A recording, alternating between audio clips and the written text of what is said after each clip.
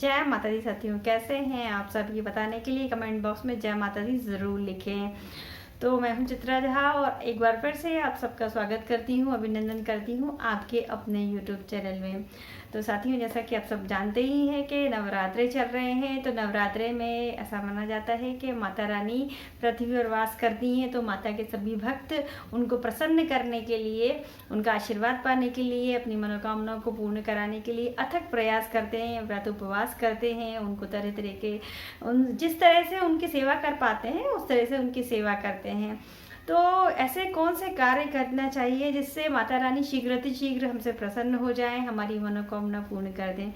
तो बस इसी के बारे में हम बात करने वाले हैं आज की वीडियो में। मैं आपको बताने वाली हूँ कि माता रानी के 9 स्वरूप जिनकी आराधना नवरात्रि में की जाती है वो कौन से होते हैं और किन मंत्रों से हमको उनकी उपासना करना चाहिए। 9 मंत्र बताने वाली हूँ और माता रानी को 9 दिन में जो भोग लगाए जाते हैं, 9 भोग लगाए जाते हैं, किस तरीके से लगाना चाहिए और किन चीज़ों का हमें भोग लगाना चाहिए वो भी बताने वाली हूँ। और साथ ही साथ माता रानी के प्रिय 9 रंग भी बताने वाली हूँ जिनको पहनकर यदि हम पूजन पाठ करते हैं तो माता रानी को थोड़े हम आकर्षक लगते हैं। तो देखिए, अगर किसी को उनको प्रसन्न करना है तो उनके तो प्रिय कार्य हमको करना ही होंगे। तो जब इंसान आकर्षित हो जाता है तो देवी देवता तो बहुत जल्दी प्रसन्न हो जाते हैं यदि हम उनके प्रिय काम करते हैं। तो चलिए फिर वीडियो को स्टार्ट कर लेते हैं। सब नवरात्रि में पहले दिन शैलपुत्री के रूप में माता को पूजा जाता है। तो शैलपुत्री का जो सबसे प्रिय रंग है वो पीला रंग है। हमारे पास जो है वो आपको दिखा दे रहे हैं। इस टाइप के पीले बहुत सारे आते हैं। अगर आपका ऐसा नहीं है तो पीला आपके पास जो भी है वो आप धारण कर सकते हैं। और अगर आपके पास, हम सबको साड़ी दिखा रहे हैं, आपके पास साड़ी नहीं है, आप सूट पहन लीजिए, इस तरह से चुनरी ओढ़ लीजिए।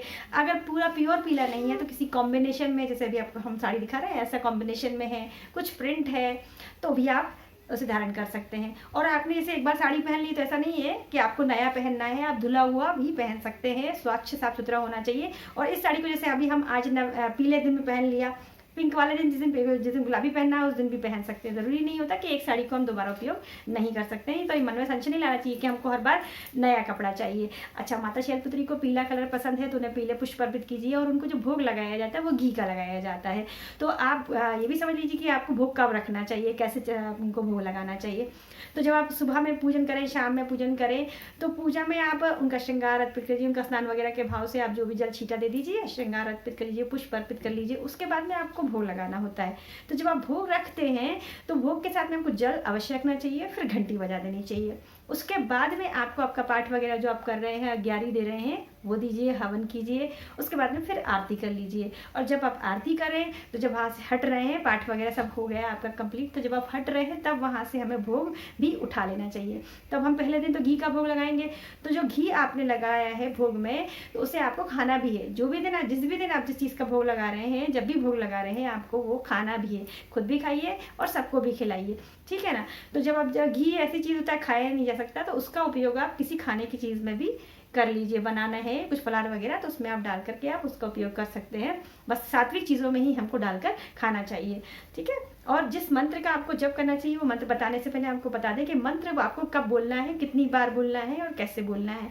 तो मंत्र का जब हमको पूजन जब हम करते हैं, जब हम माता कुछ भी समर्पित कर रहे हैं या किसी भी देवी देवता का मंत्र का जप ऐसे ही किया जाता है कि हम या तो बैठकर अच्छे से जप कर लें या फिर जब हम पूजन में कुछ भी चीज़ अर्पित कर रहे हैं तब हमको मंत्र का जप करना चाहिए। मंत्र का जप 1, 5, 7 इस तरह से 11, 21, 108 ऐसे करना चाहिए। 51 बार कर सकते हैं आप। तो जो माता रानी के मंत्र होते हैं उनका मंत्र के जब मैंने आपको बताया कि पूजन करते समय किया जा सकता है। और अगर आप बैठ के करना चाहते हैं, सुबह में आपके पास टाइम नहीं है, बाहर जाना है, जल्दी में पूजन कर रहे हैं, तो आप नवरात्रि में सबसे अच्छी सुविधा होती है कि हम रात में भी मंत्रों का जप कर सकते हैं क्योंकि नवरात्रे होते हैं। तो नवरात्रे में रात्रि को भी पूजन ज़्यादा फलदायी होती है। तो आप चाहें तो रात को भी मंत्रों का जप आराम से कर सकते हैं। शाम में पूजन कर रहे हैं तब कर लीजिए। तो इस तरह से आप माता का पूजन कर सकते हैं और पुण्य फल प्राप्त कर सकते हैं। अब हम जान लेते हैं मंत्र का जप क्या करना है। ओम ऐं ह्रीं क्लीं शैलपुत्राय नमः। हमने आपको मंत्र बोल के दिखाया, आपको स्क्रीन पे भी हम शो कर देंगे जिससे आपको समझने में दिक्कत ना हो। कभी कभी बोलने में या सुनने में भी गलतफहमी हो जाती है तो मंत्र गलत हो जाएगा, इसलिए हम आपको स्क्रीन पर भी दे देंगे। आपको पढ़ने में दिक्कत नहीं होगी, आप पढ़कर भी मंत्र का जप कर सकते हैं। फिर से बोल के दिखा दे रहे हैं। ओम ऐं ह्रीं क्लीं शैलपुत्राय नमः। तो ये पहले दिन जब हम पूजन करते हैं, ये पहले दिन का हो गया। दूसरे दिन जो माता का स्वरूप होता है वो ब्रह्मचारिणी का होता है, और उनका जो प्रिय रंग है वो है, ये आपको बता दे रहे हैं, हरा रंग। तो हरे भी कई प्रकार के आते हैं, तो हमारे पास जो हरा है वो आपको आईडी के लिए बता दे रहे हैं। इस टाइप से आप हरा कलर पहन सकते हैं। शर्तें वही कि आपको ज़रूरी नहीं है नया चाहिए, और एक कपड़ा आप दोबारा नहीं पहन सकते, धुला हुआ साफ सुथरा कपड़ा आप पहन लीजिए। अगर आपका वही चीज़ कि अगर आपका पूरा नहीं है, तो जैसे इस तरह से बॉर्डर बनी हुई हो तो भी आप। तो माता शैलपुत्री को हमें शक्कर का भोग लगाना चाहिए। तो जो शक्कर होती है, ये नहीं कि चीनी जो आप शुगर का समझ गए, नहीं, शक्कर मतलब कि आपको शक्कर को अच्छे से पहले उबाल लेना है, जैसे चाशनी बनती है उस तरह से उबालना है, और उसका जो पाक बन जाता है उसका भोग लगाना चाहिए। और अगर वो नहीं कर सकते हैं आप, तो फिर मिश्री का भोग लगा दीजिए, क्योंकि शक्कर जो होती है, ये जो अभी जो आती है वो चीनी होती है, केमिकलाइज होती है, ये साइंस की विज्ञान की देन है। लेकिन जो शक्कर होती है वो प्योर जो गन्ने से बनता है, रस, गन्ने के रस से जो बनता है उसे शक्कर कहा जाता है। तो वो ऐसा लाल कलर की आती है, ब्राउन कलर की रहती है, वो इतनी बड़ी डिल्लियाँ आती हैं उसकी। यदि वो मिल जाए तो आप उसका भोग लगा सकते हैं, और नहीं मिलता है तो फिर आप मिश्री का भोग लगा लीजिए, या फिर पानी में अच्छे से चाशनी की तरह उसको उबालिए, जब वो पाक बन जाए तब उसका आप भोग लगाइए। ये होता है शक्कर का भोग। तो उसे भी आपको भोग लगाना है और खुद भी ग्रहण करना है। अब माता का मंत्र जो है, माता ब्रह्मचारिणी का मंत्र, ओम ऐं ह्रीं क्लीं ब्रह्मचारिण्याय नमो नमः। इस मंत्र के साथ में आपको माता ब्रह्मचारिणी की आराधना करनी है। तीसरे दिन जो माता का पूजन किया जाता है वो चंद्र घंटा के रूप में किया जाता है, और उनका जो प्रिय रंग होता है वो उसे कहेंगे भूरा रंग या ग्रे कलर जो होता है। देख पा रहे होंगे आप, आपको शायद स्क्रीन में हम दिखा पाए, ये कलर जो होता है, ये देखिए, ये जो कलर होता है ये उनका प्रिय रंग होता है। आपका इस कलर में नहीं है, थोड़ा बहुत थोड़ा डार्क लाइट हो जाए तो चल जाएगा। वही जो अगर शेड हो, फ्लावर बने हुए हो, कॉम्बिनेशन में हो तो भी आप पहन सकते हैं। हमारी भी साड़ी ऐसे ही कॉम्बिनेशन में ही है, रेड कलर में, तो हमको जब रेड भी पहनना होता है तो भी हम पहन लेते हैं। देखिए इस तरह से है, तो बॉर्डर लगी हुई है, ये इस तरह से। तो ये इस टाइप की साड़ी आप धारण कर सकते हैं। कपड़े आप वस्त्र धारण करके माता चंद्र घंटा का पूजन किया जाता है। अब इनको जो भोग लगाया जाता है वो दूध का भोग लगाया जाता है। तो जो दूध होता है वो हमें कच्चा भोग लगाना चाहिए, पका के आपको भोग नहीं लगाना है। और अगर आप किसी कारणवश मान लीजिए कच्चा दूध आपके पास नहीं है या आप निकालना भूल गए हैं, तो फिर उस स्थिति में आपको पके हुए दूध का भोग नहीं लगाना है। फिर आपको उससे कुछ पकवान बना लीजिए, खीर वगैरह बना लीजिए, तो फिर उसका या मिठाई वगैरह बनाइए, तब उसका भोग लगाइए। अगर आप दूध का भोग लगा रहे हैं तो फिर आपको कच्चे दूध का भोग लगाना है। अगर आप बता दिया मैंने आपको कि अगर आपके पास कच्चा नहीं है तो फिर कुछ बना लीजिए, फिर उसका भोग लगाइए, और उसी तरह आपको भोग लगा के खुद भी ग्रहण करना है।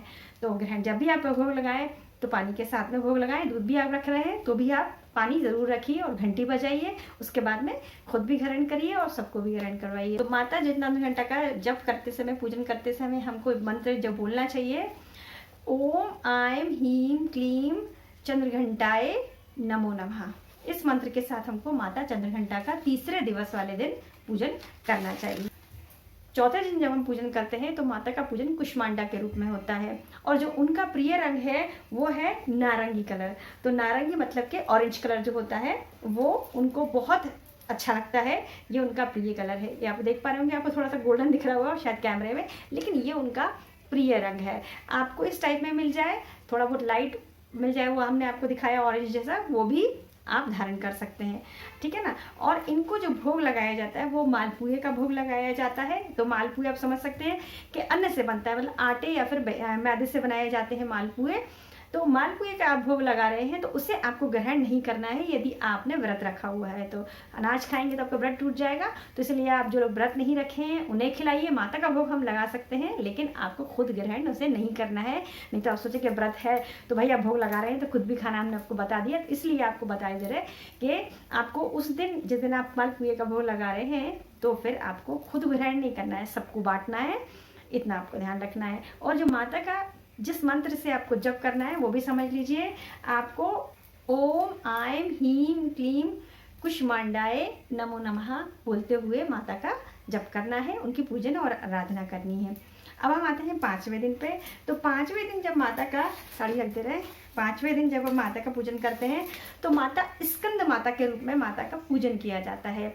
और जो इनका प्रिय रंग होता है वो सफ़ेद कलर होता है, लेकिन सफ़ेद कलर क्या हमारे यहाँ नहीं पहना जाता, तो हम फिर ये ऐसे ऑफ वाइट कलर है हमारे पास ये साड़ी है, और साथ में इसमें एक गोल्डन कलर का वर्क है। तो हम जो लोग सफ़ेद कलर पूरा प्योर सफ़ेद नहीं पहनते हैं, अब बंगाली लोग तो सफ़ेद पहनते हैं, उसमें रेड बॉर्डर होती है, अगर आप वैसा पहन सकते हैं तो वैसा पहन लीजिए, नहीं तो फिर आप इस टाइप की साड़ी भी पहन सकते हैं, सूट पहन सकते हैं। ये वर्क किया आपको दिखाई दे रहा होगा, बहुत अच्छी साड़ी है, अच्छा भी लगता है पहनने में। या आप इसको अगर आप ऐसे भी नहीं पहन सकते तो फिर रेड कॉम्बिनेशन में ब्लाउज पहन लीजिए, किसी और रंग का ब्लाउज पहन लीजिए लाइट कलर के साथ में, ऐसा भी आप कर सकते हैं। तो आपको आइडिया दे दिया हमने। तो स्कंद माता का प्रिय कलर हो गया सफ़ेद, और उनका जो प्रिय भोग होता है वो केला होता है। तो आप तो बहुत आसान है, केला खरीद के माता जी को भोग लगाइए, स्वयं भी ग्रहण कीजिए और जितने लोगों को बांट सकते हैं आप उनको भी बांट दीजिए। और उनका जो प्रिय मंत्र है ओम आयम हीम क्लीम स्कंद माताए नमो नमः। छठवें दिन माता का कात्यायनी के रूप में पूजन किया जाता है, और उनका जो प्रिय रंग है वो है लाल कलर। तो लाल कलर तो सबके पास ही होता है, तो जैसे आपको दिखा दिया हमने, मैरून जैसा दिख रहा होगा शायद स्क्रीन पर, हम जो पहने हुए हैं वो भी लाल कलर है। तो आप लाल कलर का वस्त्र पहन के उनका पूजन कीजिए। और उनका जो उनको जिस चीज़ का भोग लगाया जाता है वो शहद का भोग लगाया जाता है। तो शहद का भोग आप लगाएंगे तो शहद थोड़ा गाढ़ा होता है, तो उसको बांटने में और खुद को खाने में भी थोड़ी समस्या होगी, तो वो भी बताई दे रहे हैं हम आपको। जब आप माता को भोग लगाएं तो उसको भोग लगाने के जब आप वहाँ से उठाएं तो उसमें थोड़ा सा पानी मिला दीजिएगा, थोड़ा पतला हो जाएगा, एक एक चम्मच 2-2 चम्मच सबको बांट दीजिएगा। इस तरह से आप शहद को वितरित भी कर सकते हैं और भोग भी लगा सकते हैं। उनका जो मंत्र है, जिस मंत्र से हमको जप करना है, ओम आयम हीम क्लीम कात्यायनाय नमो नमः। स्क्रीन पे हम शो भी कर देंगे, बार बार बता दे रहे हैं जिससे आपको बोलने में दिक्कत ना हो।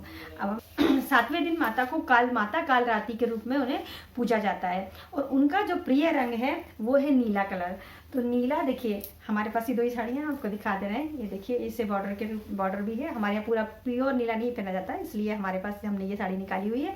तो ये इस टाइप से आप नीला, नेवी ब्लू जिसको कहते हैं, वो पहन सकते हैं। और नीले में भी बहुत सारी, नीले की फैमिली भी बहुत बड़ी है, तो इस तरह से ये नीला है, आप ये भी बहुत सुंदर लगता है, ये पहन लीजिए आप। तो इस तरह से आप नीला कलर पहनकर उनका पूजन कीजिए। और उनको जो भोग लगाया जाता है वो गुड़ का भोग लगाया जाता है। तो गुड़ जब आप भोग लगाएंगे तो उसकी एक विशेषता होती है कि जब आप भोग लगा देंगे तो आपको पूरा गुड़ उठाकर खुद ही नहीं खाना है, ना ही बांटना है। आधा गुड़ आपको गाय को खिलाना है, मतलब भोग के रूप में गाय को देना है, और फिर आधा भोग जो बचेगा उसको आपको सबको वितरित करना है और खुद भी ग्रहण करना है। और माता काल रात्रि का जो हम पूजन करते हैं तो हमें ओम आयम हीम क्लीम काल रात्राय नमो नमः बोलते हुए उनका पूजन हमको करना होता है। 8वें दिन जब माता का स्वरूप होता है वो महागौरी के रूप में उन्हें पूजा जाता है, और जो उनका प्रिय रंग होता है वो गुलाबी रंग होता है। तो गुलाबी, जैसे हमने आपको शुरू में पीले के साथ में दिखाया, वैसा भी पहन सकते हैं। और हमारे पास गुलाबी साड़ी है तो हमने गुलाबी निकाली हुई है। तो आप इस टाइप से भी देखिए, आप देख पा रहे हो बिल्कुल प्योर गुलाबी कलर, जो पिंक कलर होता है वो कलर उनका प्रिय कलर होता है। तो इस कलर उसको पहनकर आपको पूजन करना है। गौरी को जो नारियल का भोग लगाया जाता है, तो हमारे यहाँ तो नारियल को फोड़ा नहीं जाता है, पूरा ही समर्पित किया जाता है और फिर उसे विसर्जित कर दिया जाता है। लेकिन आपके यहाँ उसको फोड़कर बांटा जाता है, तो फिर आप ऐसा कर सकते हैं। और जो उनका जो मंत्र है, जिस मंत्र से उनका पूजन करना है वो भी समझ लीजिए, ओम आयम हीम क्लीम महागौराय नमो नमः बोलते हुए आपको पूजन करना है। अब 9वें दिन, अंतिम दिन, जब माता का पूजन किया जाता है तो माता सिद्धिदात्री के रूप में उनका पूजन किया जाता है, और उनका जो प्रिय रंग होता है वो बैंगनी कलर होता है। तो बैंगनी आप समझ लीजिए, देखिए आपको प्योर दिख रहा होगा, बैंगनी कलर है। तो ये तो हमारा थोड़ा पीले में भी चल जाता है, तो कभी कभी जब हमको नहीं या मन होता है हमारा तो हम पीले में भी इसको पहन लेते हैं। तो इस टाइप से आप बैंगनी कलर ये आपको पहनकर उनका पूजन करना है। और सिद्धिदात्री को तिल का भोग लगाया जाता है। तो तिल आप इस तरह से भी भोग लगा सकते हैं, कुछ लोग लड्डू बना लेते हैं, कुछ चिक्की वगैरह बनाकर उनका भोग लगा देते हैं। और हमारे यहाँ तो तिल लेते हैं और उसमें गुड़ मिला करके फिर उनका भोग लगाया जाता है। तो बस इस तरह से आपको उनका भोग लगाना है। और जो मंत्र है वो भी समझ लीजिए कि मंत्र ओम आयम हीम क्लीम सिद्धिदात्राय नमो नमः। तो सारे मंत्र आपको हमने बता दिए। इसी तरह से आपको मंत्रों का जप करते हुए माता की सेवा करनी है, पूजन करना है, और यथासंभव उनकी प्रिय चीज़ों का भोग लगाना है। पाठ कीजिए, लेकिन मन में संशय मत लेकर आइए। माता रानी तन मन धन से जो हम उनकी आराधना करते हैं, पूजन करते हैं, कोई तन से करता है, कोई मन से करता है, कोई धन से करता है। तो आपके पास, आप जिस चीज़ के लिए सामर्थ्यवान हैं, आपके पास जो भगवान ने आपको दिया है उससे आप माता की सेवा कीजिए, आराधना कीजिए। माता रानी आपकी सारी मनोरथों को पूर्ण करें। वैसे मैंने आपको सारी जानकारी दे दी है। अगर आपको जानकारी उपयोगी लगी हो, लाभदायक लगी हो, तो वीडियो को लाइक कीजिएगा और ज़्यादा से ज़्यादा लोगों को शेयर कीजिएगा। मिलते हैं फिर अच्छी सी वीडियो के साथ, तब तक के लिए अपना और अपने का ख्याल रखिए। सादा जय श्री कृष्णा, जय माता दी।